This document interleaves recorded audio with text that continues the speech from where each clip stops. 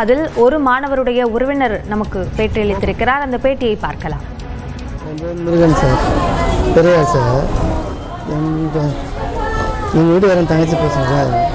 கிருஷ்ணசாமி ஸ்கூலில் படிக்கிறாங்க. வேனில் தான் வந்துருந்தாங்க. அவங்க ரயில்வே கேட்டு சாப்பிட்டு திறந்ததுனால நான் இப்போ சொல்கிறாங்க. ஆனால் நாங்கள் நேரில் பார்க்கல. நேரில் ஆக்சிடென்ட் ஆகி பொண்ணு அங்கேயே ஸ்பாட்டில் இருந்துச்சு. இப்போ ஜிஹெச் பண்ணோம், ஒன்றும் பார்க்க முடியல. பையனை குடும்பம் போய் பார்த்தோம். நல்லா இருந்தாரா? நல்லாவே இருந்த மாதிரி தெரிஞ்சது. நான் பேசலை, பேச்சில் வரல, சுயநினைவு இல்லாத தான் இருந்தது. எங்கே அடிபட்டுருந்தவருக்கு? தலையில் தான் அடிபட்டு. நாங்கள் வரவும் வேனில் ஏற்றிட்டாங்க. சரியாக கவனிக்க முடியல.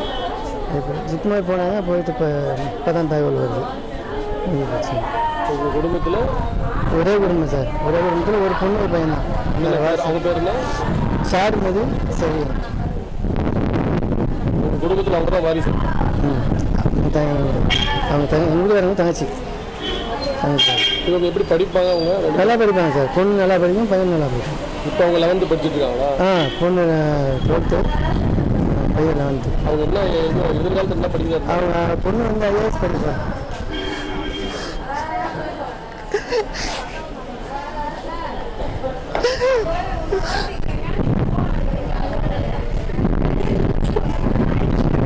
பையன் என்ன படிக்கிறாங்க? பையன் 11 படிக்கிறாங்க. என்ன அவரு என்ன எதிர்காலம்? அவர் டாக்டர் ஆகணும்.